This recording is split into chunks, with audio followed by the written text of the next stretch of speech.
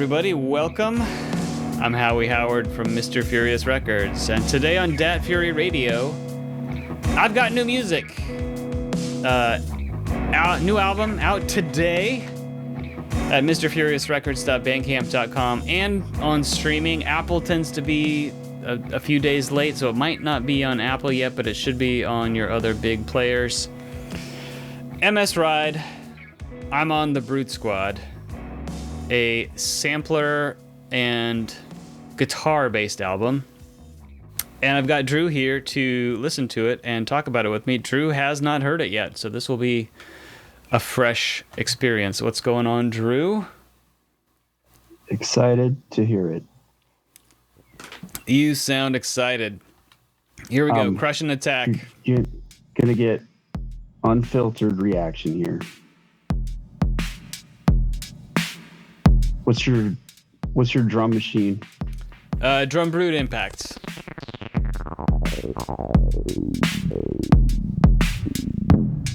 These were, well, I'll get into the song a little bit, then I'll explain where these jams came from.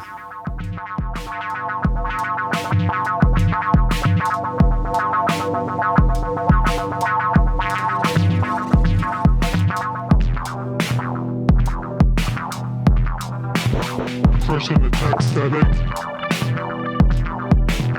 Crushing Attack Static. Crushing Attack Static. Did you sample your voice and then pitch it down? Yeah, so I did all the vocal samples. Did you do that straight into your 404? Into the 404, yep. So this all came about, and this is the first album and hopefully a series of 2. But so I've got a well-known love of the Korg MS-20 synthesizer. And on YouTube, I stumbled on this Japanese guy whose channel I will link to. It's called like Ippei or something. Like Ipppei. And he's got a blog too. But he's done like hundreds of these MS-20 generative patches where it's like self-playing. And so he's got some, I haven't looked at my notes in a long time. I did these jams, the core of these jams like a couple of years ago.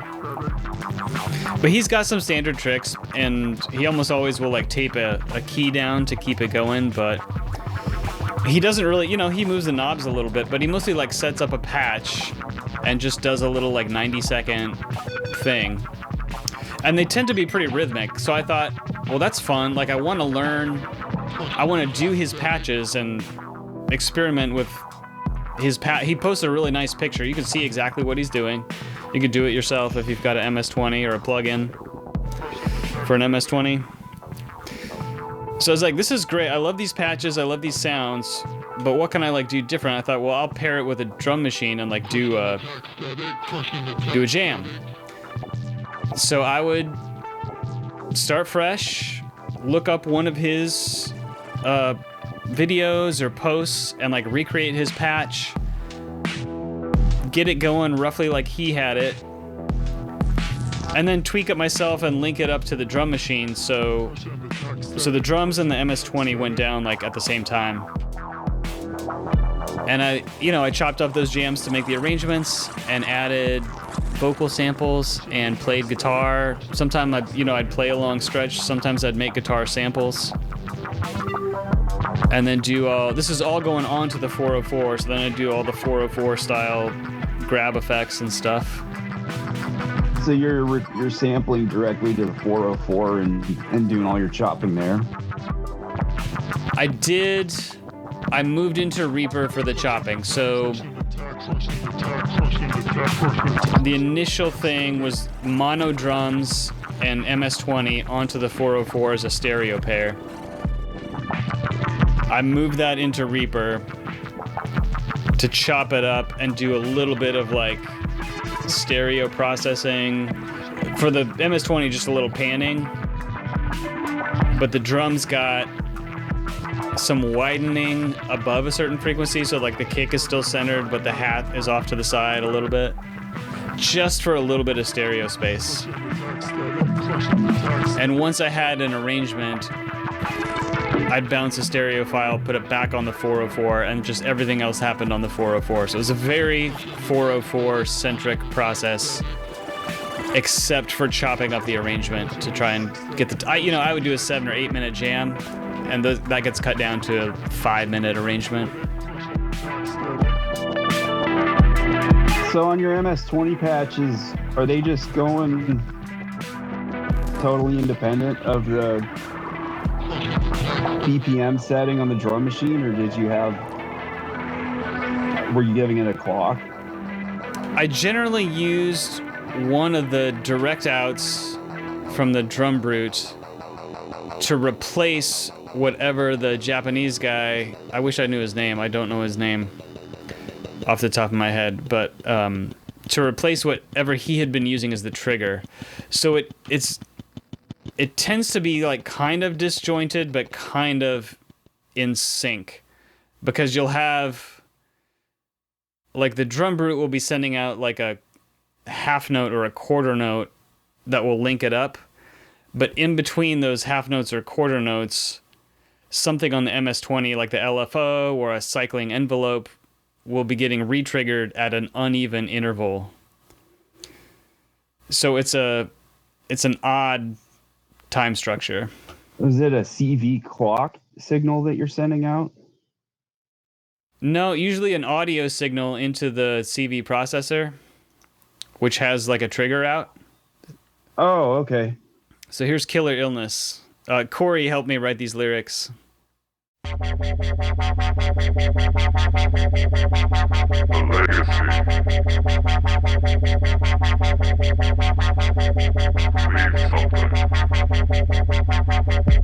I like this. For others. For your family. For the universe. A legacy of brilliance. That is one of my favorite beats. Blazing grimace on the terrace. Killer realness in the distance. A legacy of brilliance. Blazing grimace on the terrace. Killer realness in the distance. Killer illness in the distance. A legacy of brilliance. Guitar was direct into the 404 with an analog pedal line, so compressor, drive, delay. My Aeon Effects high watt build, so clone of the Cattle and Bread Royal Albert Hall amp in a box. Oh, did you build that? That one that Go you ahead. built? Yeah, the one that I built. Yeah. And then the analog cab sim that's based on the Humboldt DSM. It's a pedal PCB project, but I love that analog cab sim. Yeah. The Sounds 404's amp models are okay, but I much prefer the analog cab sim with fewer options to the like endless tweakability of digital cab sims.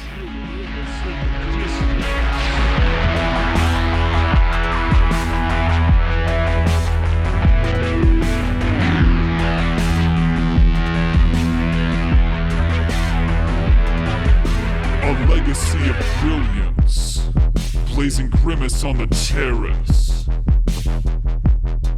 killer illness in the distance. A legacy of brilliance, blazing grimace on the terrace, killer illness in the distance. Killer illness in the distance. A legacy of brilliance, blazing grimace on the terrace. Killer illness in. Did you start with the drum beat? I would start with the generative patch Oh, okay. and get that generative patch to a very rough tempo that I liked, to where like just holding down a key would generate a rhythm that I liked.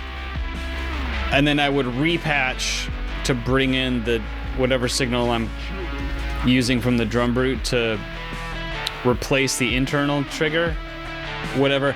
And I'm not internal trigger in air quotes because these patches that this guy makes, he's, again, air quote, like misusing all the functionality to do stuff it's not intended to do, right? So like the MS-20 doesn't have a cycling envelope, but there's ways you can use the LFO or feedback patching or different things to create a oddly cycling envelope.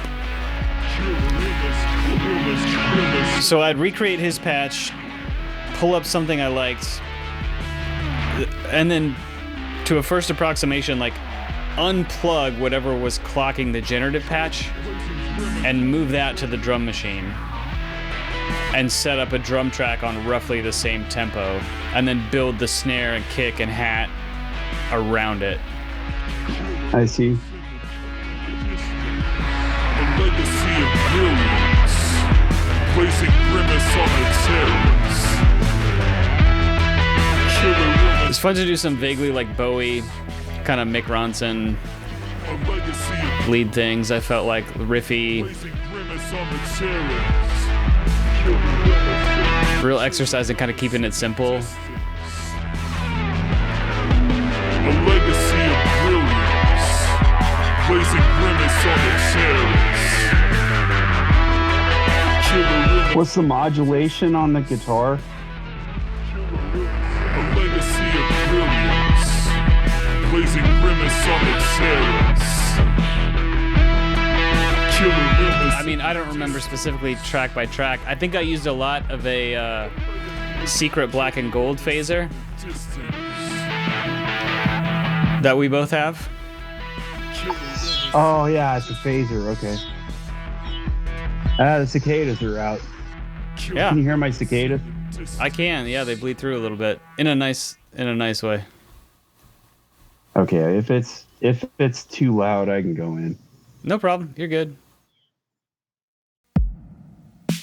Beautiful night. So this is Cut the Power. Tiny link to Datura Records here. Just in terms of inspiration, I kind of modeled the vocal here on Milk Drop's flow. That's something I've done a few times and talked about before, but I love Milk so much. And what are your delay? What's your delay send? Is that in the 404? Yeah, all the like dub style delays is just bringing 404 things in and out.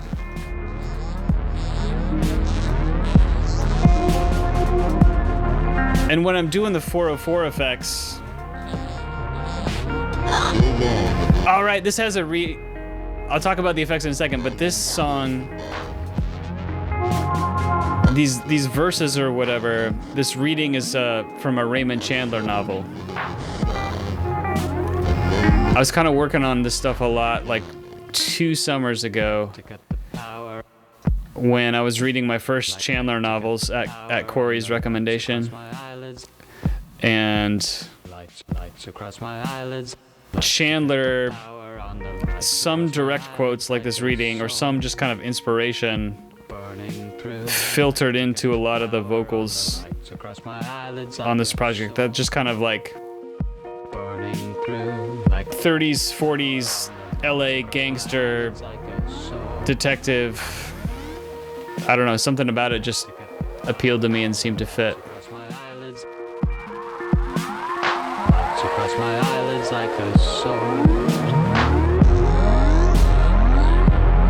But the 404 effects, so I would do different effects passes on each stem basically. So like the guitar stem would get its own effects pass, the drums would get its own grab effects, the synth would get its own grab effects. I didn't tend to do a whole lot on the synth, mostly drums and guitar, and vocals of course get their own. So for each stem, I'm like picking out 6 different effects or 7 with their own settings and like mapping out when I'm gonna do them and what the movement is, kind of, in like kind of a very old school way, like doing a mix on a console, right? And you've got all these moves mapped out. You got to do it all in order because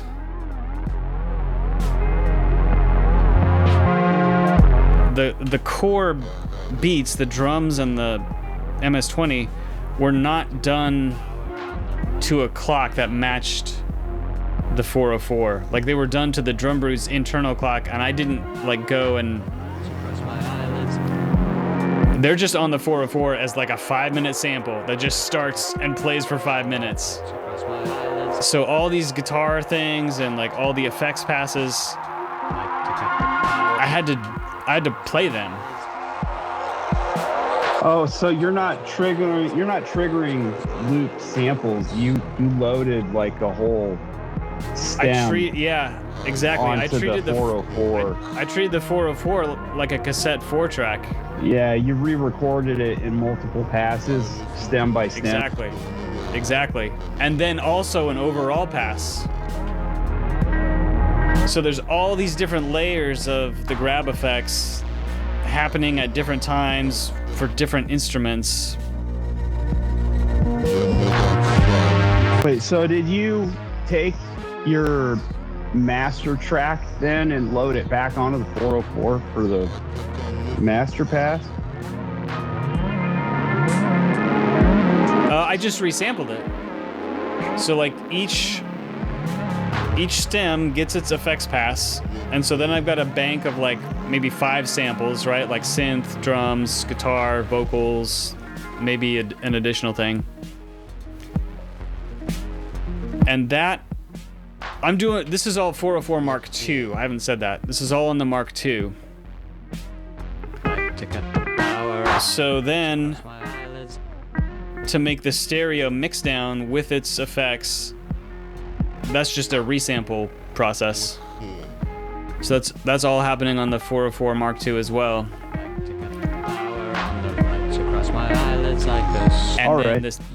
And then the very final stereo mix with all the effects baked in gets exported and put into Reaper for mastering, which was very light mastering job.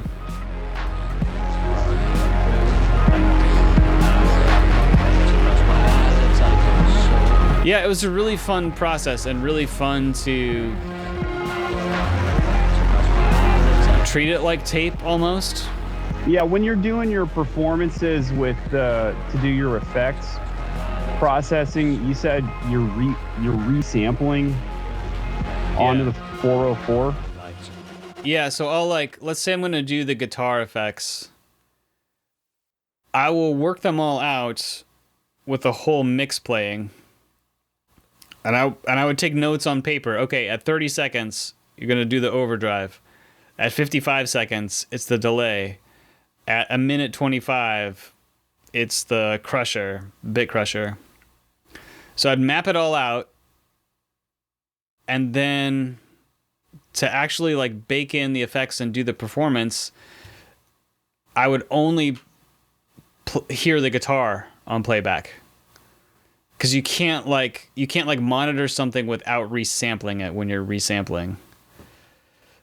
So I'd have to do the effects pass for the stem in isolation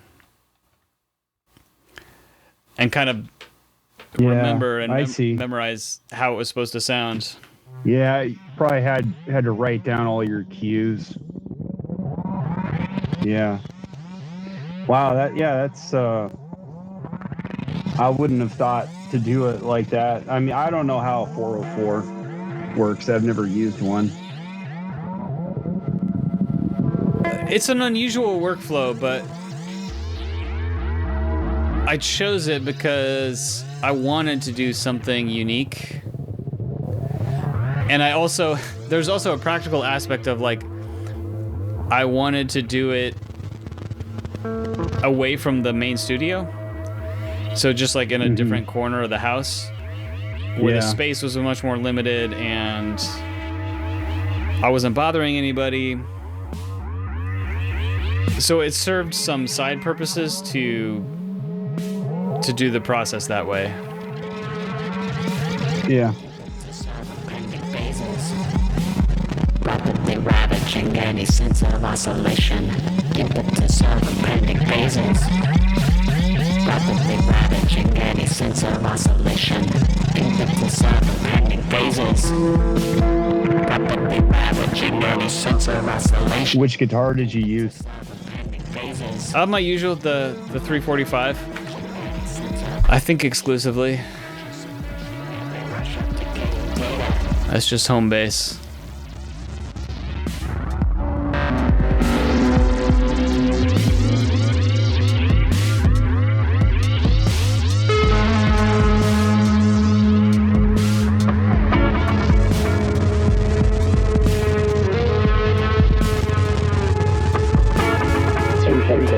I guess I could probably do something like this with my Digitact. I tend to treat that more like a one shot or like, I don't know, small loops. Putting full track length stems onto the samplers. That's an interesting idea. Probably something that people do more frequently with the 404, but like I said, I've never used one. And my yeah, I mean, it's not the main use case. Yeah, I have one of those Teenage Engineering KO2s, and it doesn't have nearly enough memory to do that. Right. That's more like a true one-shot sampler. Yeah, that one's made much more to be, you've got your one shots and you sequence them, chromatically. You can play them polyphonically and do all the kind of that stuff with them. Yeah, so how do you do your project management on the 404? Do you just delete when you're done with it, or do you... Yeah. Yeah? Yeah, the Mark II, I mean, it's got a ton of space, so 16 projects, I think, and each project is 10 banks of 16, so I would do 2 songs in a project, and I never used anything close to 5 banks of samples, but it just, the way the buttons are laid out, like dividing it into 3 or 4 gets just tougher to remember. It's easy to remember for me that like project 1 bank A through F is a song and G, H, I, J, K is a song, and that way I can get 2 songs in a project. So do you dump your stems onto your computer so you at least have those for later, or do you just delete and move on? I just delete and move on. I mean, I make sure stuff is backed up, and I wait a while before I delete, like months or whatever, basically till I need the space again. And I kept a pretty detailed Google document to, as far as what each song is, what's in what bank, and sometimes what sample is, because if you're resampling, when you're doing kind of the sound design aspects, I'll easily resample something 3 or 4 or 5 or 6 times.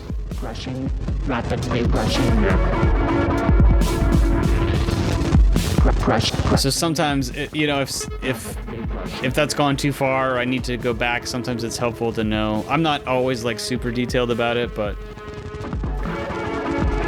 it is a lot to try and remember just off the top of my head when I'm not necessarily working with it every day. So I kept pretty decent notes. Yeah. Boy, that would be an emotional day for me, the day that I clear out a... It is.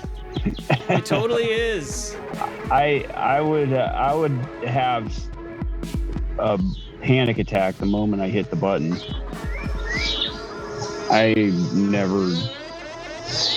never deleted a project out of my Digitact or Digitone.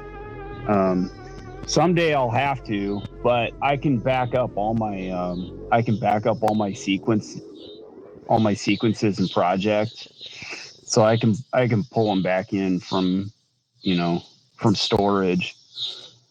And I'm trying to manage it so that I like how I said I try and do short samples and one shots with that. I guess I try and treat it more like a song arranger. I've never been a big resample guy. I know people love doing that, but I don't know. I don't like losing the undo function. I like to have access to all the layers of whatever I'm working on. Sure, and that's something. Resampling is pretty much baked into the 404 because even on the Mark II, so you've got 4 effect slots, but 2 of them are like stereo parent bus effects. So yeah, resampling effects is baked in really deep into the 404 workflow in a way that's very different in an Electron environment. But to the saving and like archiving, like on the Mark II, you can export a full state of the machine or projects and back them up. And the first projects I did on it, like for I think some of the Frog on the King's Head stuff, I did that. I've never gone back to them. I've never needed them. They're huge. Sharp lights on still So, and by the time I'm deleting something, like I'm mastering the record and probably done mastering, or I'm very certain that I have the stereo, like the mixes are done, I'm happy with them, and the masters are backed up, and yeah, it is still emotional to hit delete, but I do it. Yeah.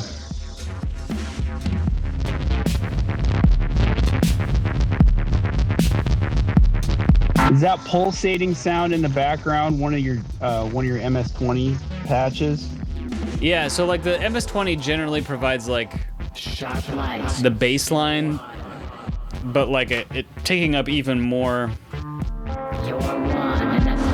There's not like dedicated bass on this record apart from the MS-20. So the MS-20 is the bass as well as some mid-rangey stuff as well, and noise and whatever. And then there's the vocals and the guitar, but there's not like, there's never a separate bass guitar or, pardon me, low synthesizer part. Yeah. So how did you come up with the accompanying guitar stuff? Did you just kind of play root notes on the MS-20 just improvisationally and then kind of accompanied it with the guitar later?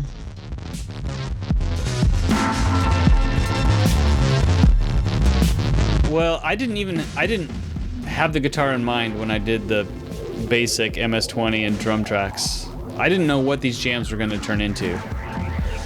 I just did them. The idea was to take these generative patches, and I'm adding drums, so that's like the way I'm flipping it, but I did not know where I would take it from there.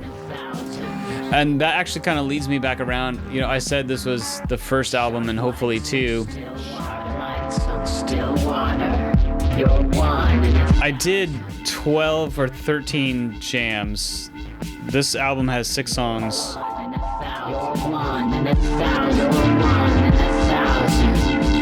I've sent, and I need to check in with people, but I've sent 6 of the other 6 jams basically out to collaborators. So the companion album isn't done. I'm not gonna be the one to finish it. It's gonna be on my collaborators to come up with something or work with me or however it goes, but it'll be something quite different in a way. Same core, obviously, but produced, like evolved and produced along totally different paths.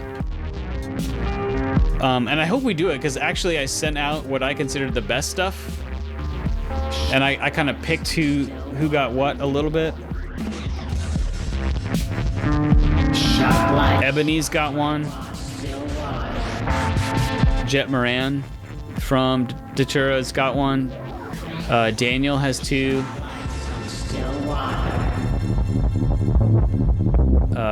Rem State, Michael has 1. And oh no, I'm not trying to call everybody out. I'm blanking on the last one. Just right. I wasn't planning on going through the names.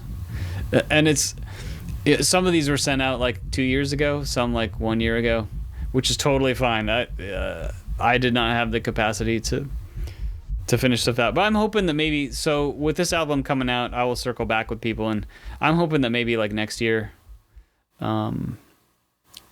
we can put the other one together. I've already made the artwork for the second one, and it's super, super, super cool. So maybe that's some motivation. But yeah, I'm on the Brute Squad. Sounds good. Part of the like it. Call of the Brute Squad project. Second album, if it happens, will be called You Are the Brute Squad.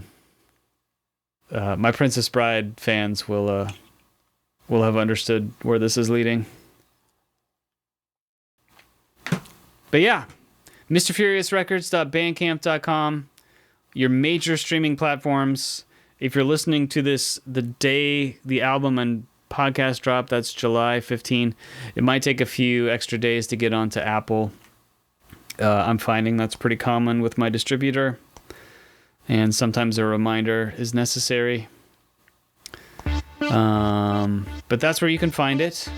I hope you enjoy it. And Drew will be back one more time next week to talk about his album, Earth Energies, on Dat Fury Radio. I'm going to send you out on the last track of my album. It's my favorite song. It's called Heavy Menace. Dat Fury Radio. Catch you next week.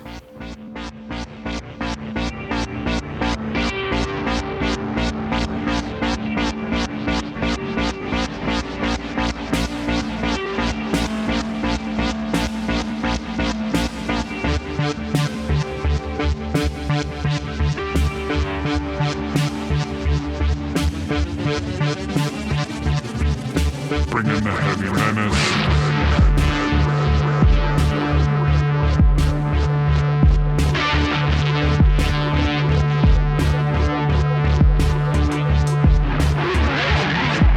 Bring in the heavy menace. Thoughts of power. Acts of vengeance. Bring in the heavy menace. Thoughts of power. Acts of vengeance. Bring in the heavy menace. Bring in the heavy menace.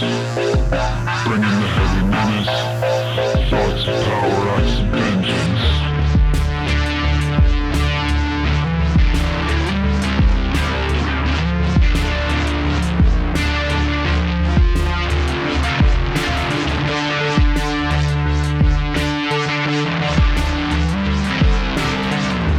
Thoughts of power, acts of vengeance. Thoughts of power, acts of vengeance. Bring in the heavy menace. Thoughts of power, acts of vengeance. Bring in the heavy menace. Thoughts of power, acts of vengeance. Bring in the heavy menace.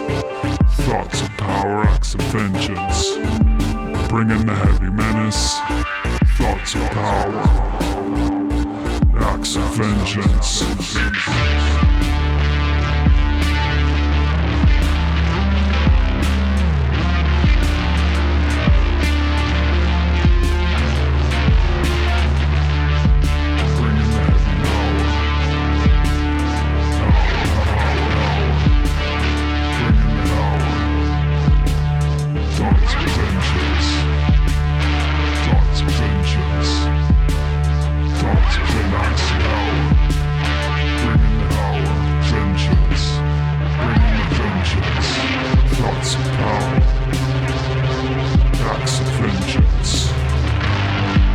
Bringing the heavy menace, thoughts of power, acts of vengeance.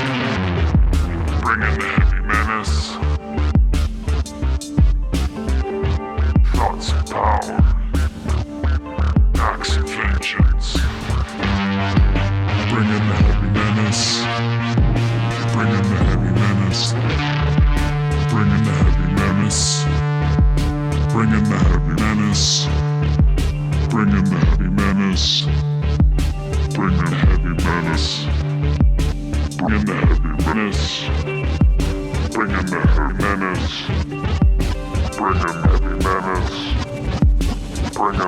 menace.